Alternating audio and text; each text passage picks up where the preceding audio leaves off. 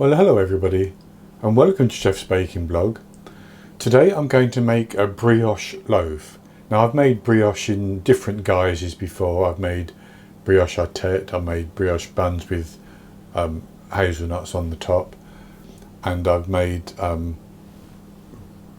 brioche sort of tear and share type loaf. But this is going to be just in a £2 loaf tin, a 23 centimetre by 12.5 centimetre tin, 9 inches by 5 inches, and it's going to rise up out of the tin, bake to a nice dark brown colour on the top, and should be lovely and soft inside. It's a sweetened enriched dough, so it has some sugar in, it has butter, it has eggs, and it has milk.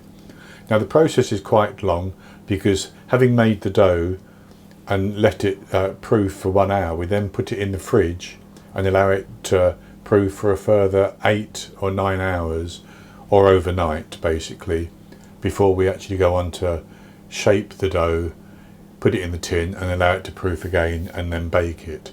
So it does take a while, but it's a lovely rich bread. I'll go on to the ingredients, and I have 360 grams, which is 2 1/3 cups plus 1 tablespoon, based on scooping packed flour into a 250 milliliter cup of bread flour. You could use plain flour or all-purpose flour, but in the UK bread flour has a much higher, a higher protein content than plain flour, so it has more gluten. Then I have 170 grams of butter, which is now at room temperature, slightly softening, and that works out at about 6 tablespoons. I have 3 medium eggs, which would be large in the USA, 50 grams of sugar, which is 1/4 cup. I have 1 teaspoon of salt. My butter is unsalted, if I didn't mention that. I have 80 millilitres, 1/3 cup of whole milk. You could use semi-skimmed milk, that would be fine, I'm sure. And then I have 10 grams, 1 tablespoon and 1/4 teaspoon of instant yeast. Basically just about 1.5 packets of yeast. So the first thing to do is to mix the dough.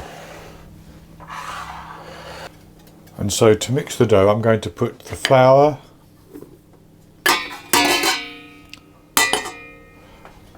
and the sugar and the salt into the bowl of my stand mixer. Now again, you can do this by hand, but this is a very, very sticky dough and it would be an awful lot of hard work to do it by hand. So a stand mixer is much the best option. So I'm just going to mix those 3 ingredients together, and then I'm going to add the yeast.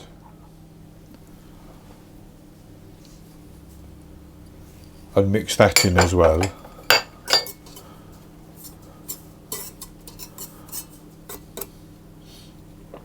And into that I'm going to pour my milk and then my 3 eggs.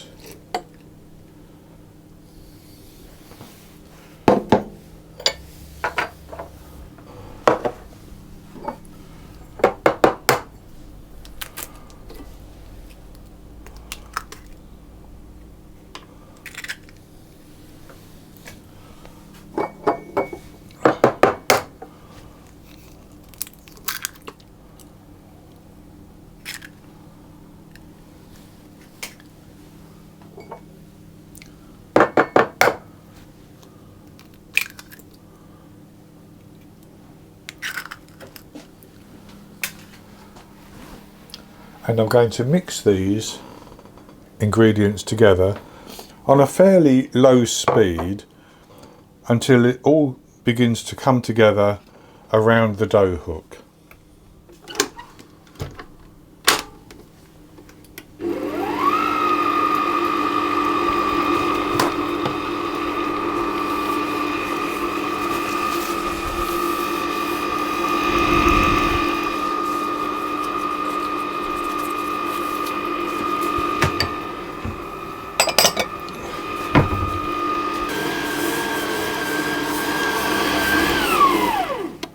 Now as you can see, that's beginning to come together, and I'm going to turn the speed up to a medium speed, and I'm going to mix it until it's all mixed in and it's looking quite smooth.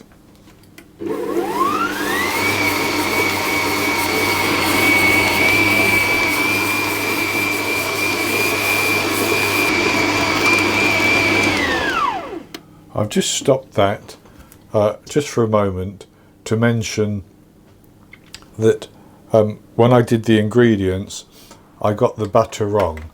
I have 170 grams of butter, and I said 6 tablespoons, but it's not 6 tablespoons, it's 12 tablespoons. So I thought I'd stop and mention that before we go any further. Now I'll continue to mix the dough.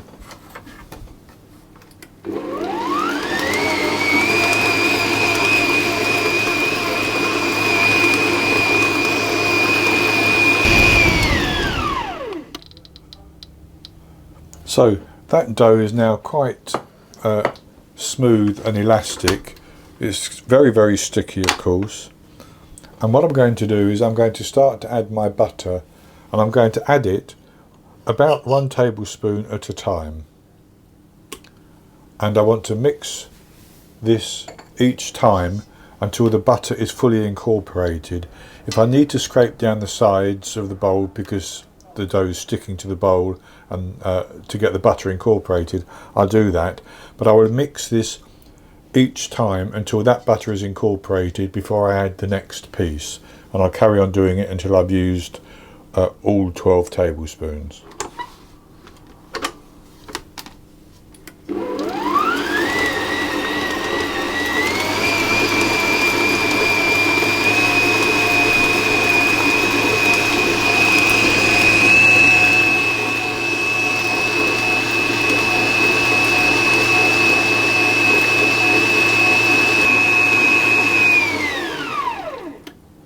So that's the dough fully mixed with the butter completely incorporated into it. It's smooth, but it's very, very sticky. So I'm going to put that into a lightly greased bowl. So I've put the dough into the bowl, and it came out of my mixing bowl very easily. And I'm going to cover that with some plastic wrap, and I'm going to allow it to proof for about an hour. It's very warm in here today, so an hour should be long enough. It will rise up quite nicely, I think. And I'll come back in an hour and show you what it looks like. Then I'm going to knock the air out of it, and it can then go in the fridge covered again for it to proof overnight. So I've let the dough proof in this bowl for an hour, and I think it's about doubled in size. The plastic wrap is doming, so I'm going to take off the plastic wrap, and I'm going to knock the dough back.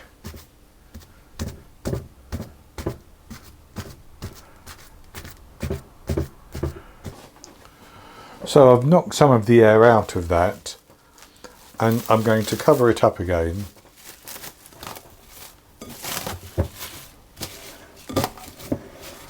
And I'm going to put that into the fridge, and I'm going to leave it in there for at least 8 hours.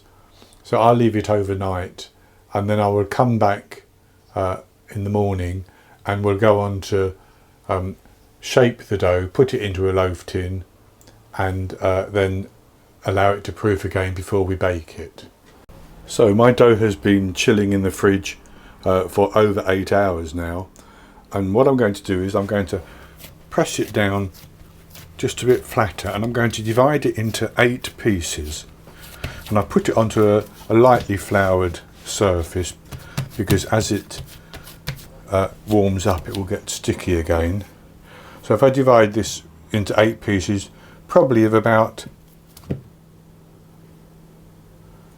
100 grams each, and then with the dough divided up, I'm simply going to form each piece into a ball.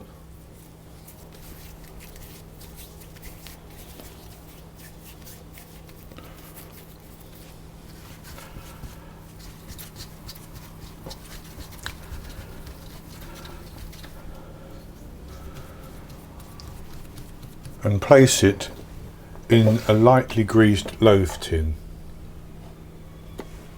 Now my tin is 9.5 by 5.5. You could use a 9 by 5 and it would fit in, and the loaf would actually rise slightly higher in that smaller tin because the capacity is that little bit less.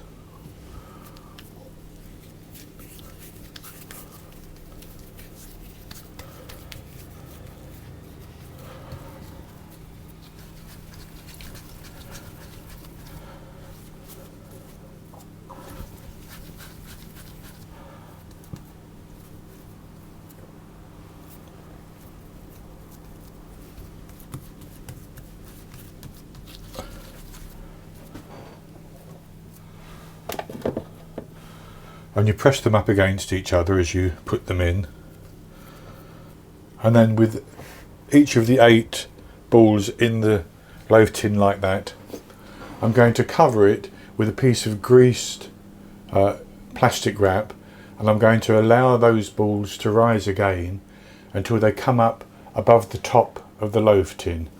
Now that's going to take a couple of hours because this dough is quite cold, so it has to warm up enough before it starts to rise.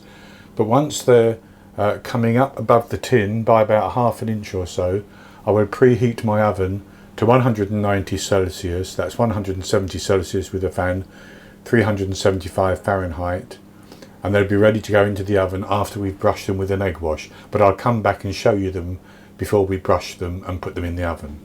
So, I've allowed this brioche dough to prove, and it's proved for about 2 hours now, and as you can see it has risen up above the edge of the tin, and I have here an egg which I've beaten with some water, and I'm simply going to carefully brush over the top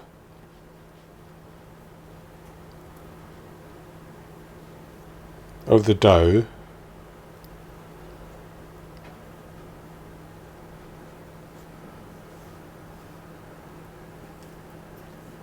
Like that, and I'm going to put that into the oven, and I'm going to bake it for about 30 to 35 minutes until it's turned a nice dark brown colour on the top. And I want the internal temperature when I test it with a thermometer to reach about 93, 94 Celsius, which is about 200 Fahrenheit. That will tell me that the dough is baked all the way through. Then I'll take it out of the oven and allow it to cool down for a few minutes before I turn it out onto a wire rack to cool completely. And once it's cooled completely, I'll come back and we'll have a taste of it.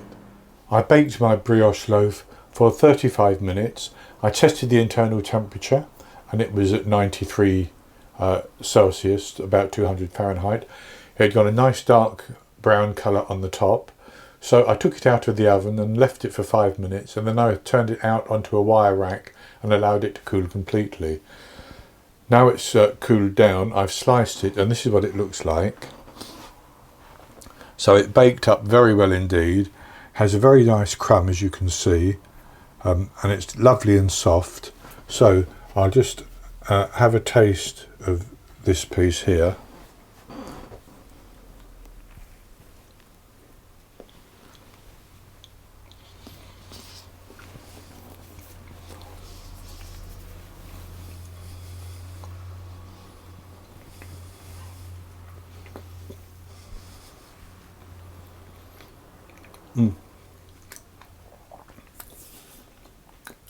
It's lovely and buttery, slightly sweet, a lovely rich bread. This is ideal for me for a sandwich or with some jam or something spread on it. As it goes a bit staler, apparently it's very good for French toast. A very, very good loaf indeed. Now, as I said, I used a tin which was slightly larger than 9 inches by 5 inches. Mine was, I think 9.5 by 5.5. So that meant that my loaf spread out more and is not quite as tall as it would be if it was in a 9 by 5 tin, but it's a perfect size for me. So That's going to be it for this recipe, and I hope you've enjoyed it. And if you have, please give me the thumbs up below and click to subscribe to my YouTube channel. In the top right hand corner of the screen there will be an eye that you can click on, and that will bring you to a link for this recipe, and I'll put a link below the video as well. And I'll be back with another recipe in the very near future. So until then, happy baking.